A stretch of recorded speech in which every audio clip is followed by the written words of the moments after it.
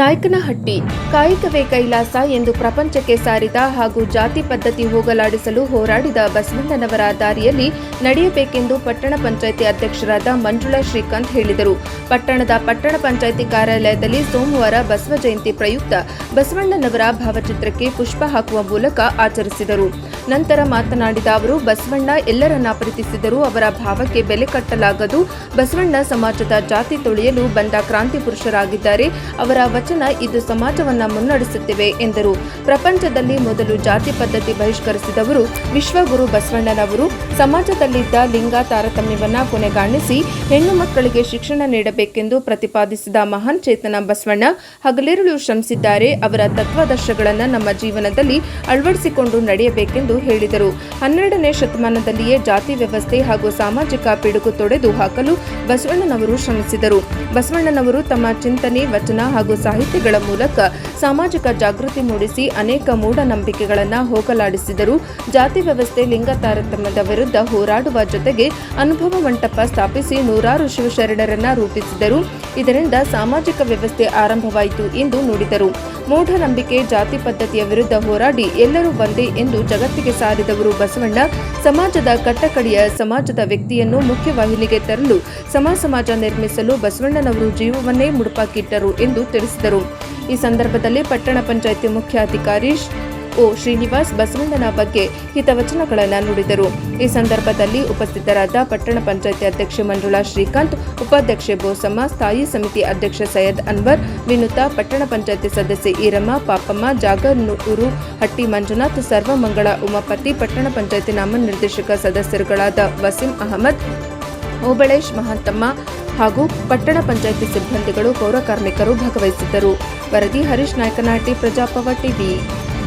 1893ನೇ ಅವರ ಜನ್ಮದಿನದ ಆಚರಣೆಯನ್ನು ಆಚರಿಸುತ್ತೇವೆ.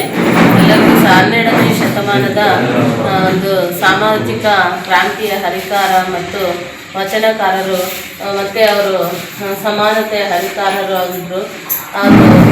ಯಾವುದೇ ಜಾತಿ ಧರ್ಮಗಳನ್ನು ಯಾವುದನ್ನು ಅವರು ಜಾತಿಯನ್ನು ಒಂದು ಭೇದವನ್ನು ಇಲ್ಲದೆ ಎಲ್ಲ ಒಂದೇ ಧರ್ಮದವಾಗಿ ಅವರು ಧರ್ಮದಲ್ಲಿ ಜನ್ಮ ಕೊಡೋದು ದೊಡ್ಡದಲ್ಲ, ಆದರೆ ಧರ್ಮ ಇದು ಮತ್ತು ಮಾನವೀಯತೆ ದೊಡ್ಡದು, ಮಾನವನ ಜನ್ಮ ದೊಡ್ಡದಲ್ಲ, ಮತ್ತು ಅವರಲ್ಲಿ ಧರ್ಮ ದೊಡ್ಡದಲ್ಲ, ದಯೆ ದೊಡ್ಡದು ಎಂಬ ತತ್ವಗಳನ್ನು ಅವರು ನುಡಿದಿದ್ದರು.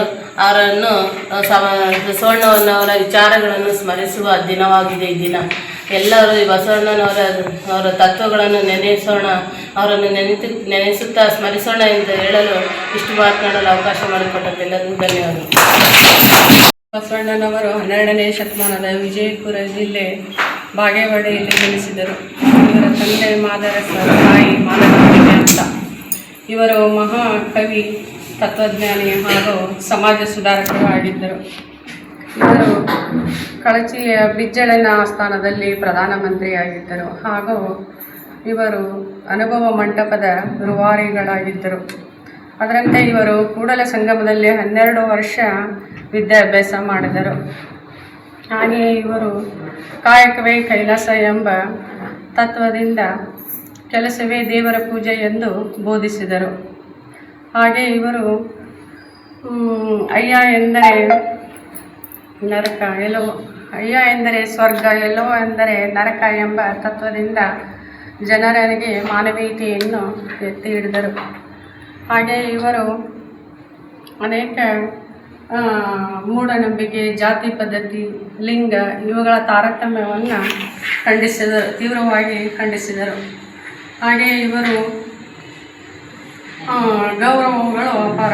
ಜಗಜ್ಯೋತಿ ಬಸವೇಶ್ವರ, ಕ್ರಾಂತಿಯೋಗಿ ಬಸವಣ್ಣ, ಭಕ್ತಿ ಭಂಡಾರಿ ಬಸವಣ್ಣ, ಮಹಾಮಾನವತಾವಾದಿ ಅಂತ. ಹಾಗೆ ಇವರು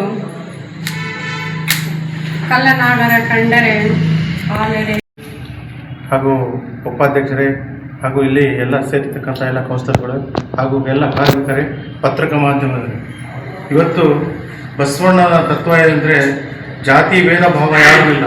ಇವತ್ತು ಜಾತಿ ಎಂಬುದು ಏನೂ ಇಲ್ಲ. ಅವರು ಮಾಡ್ತಕ್ಕಂಥ ಈ ನಾವು ಪ್ರಪಂಚಕ್ಕೆ ಎಲ್ಲ ಒಂದು ಸಾಮಾಜಿಕ ನ್ಯಾಯ, ಸಾಮಾಜಿಕ ಮಾಡಬೇಕಂತ ಈ ಒಂದು ಪರಿಸ್ಥಿತಿಯಲ್ಲಿ ನಾವೆಲ್ಲ ಒಗ್ಗಟ್ಟಾಗಿ ಬಾಳೋಣ ಅಂತೇಳಿ ಈ ಒಂದು ಮಾತು ಹೇಳಿ ಅವರು ಅನೇಕ ಕೆಲಸಗಳು ಮಾಡಿದ್ದಾರೆ. ಈಗ ಏನು ಈ ಶಾಂತಿ ರೀತಿಯಿಂದ ಈ ಪ್ರಪಂಚ ಬದುಕಬೇಕಂತೇಳಿ ಹೇಳುತ್ತಾ ಎರಡು ಮಾತನ್ನು ಮುಗಿಸ್ಕೊಂಡು ಜೈ ಹಿಂದ್ ಜೈ ಕರ್ನಾಟಕ.